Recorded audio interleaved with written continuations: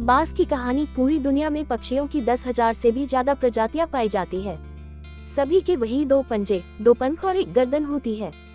लेकिन इन्हीं में से एक ऐसा पक्षी है जिसकी एक अलग ही पहचान है, जो आसमान का सीना चीर के हजारों मीटर ऊपर 120 किलोमीटर प्रति घंटा की रफ्तार से उड़ता है, जो खुद के कई गुना अधिक वजन के शिकार को भी अपने पंजों पे दबोचकर उड़ जाता है। और इसीलिए उसे पक्षियों का राजा कहा जाता है, जिसे हम बाज के नाम से जानते हैं। और एक बाज इतना ऊंचा मुकाम हासिल करता है अपनी ट्रेनिंग और अपनी पुनर्जन्म की वजह से।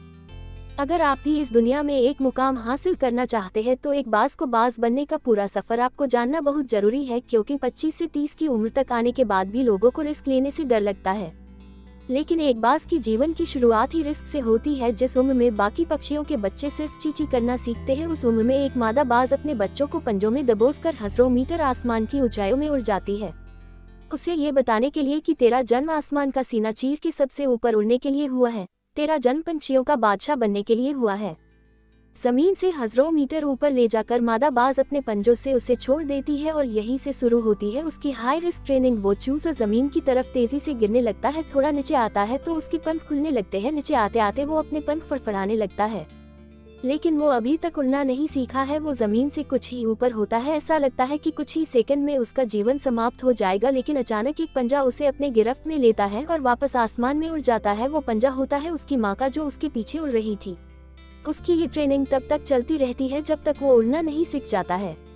इतनी हाई रिस्क ट्रेनिंग होने के बाद इस दुनिया को एक बाज मिलता है। बारिश के वक्त जब सारे पक्षी आश्रय की तलाश करते हैं, तब यही बाज उसी बारिश में आसमान को चीरते हुए ऊपर निकल जाता है और बादल से कहता है, तू बरस ले, कितना बरसेगा। और फिर नीचे आकर चैलेंज करता है।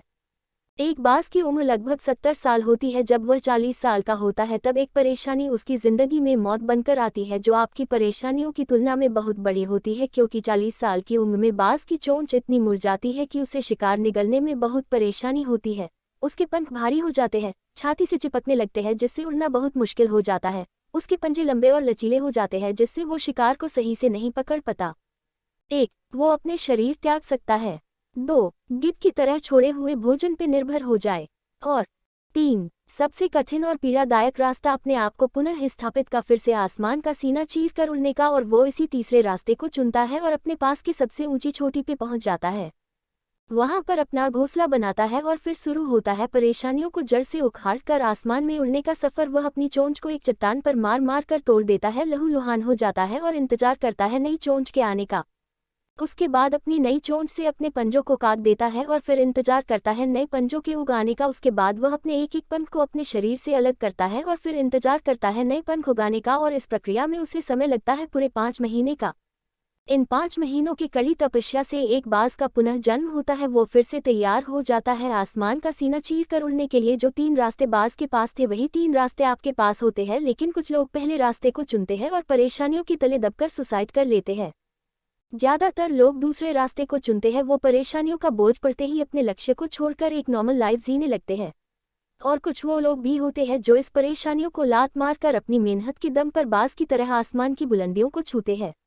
दोस्तों, बाज की यह ट्रेनिंग हमें बहुत बड़ी सीख देती है कि अगर रिस्क लेना पड़े तो लो कि अपने फील्ड में अपने आप को इतना ट्रेन कर लो कि उस फील्ड में आपसे ऊपर उड़ने के बारे में सोचकर लोगों के पसीने छूट जाए, तभी आप अपने फील्ड के बादशाह कहलाओगे।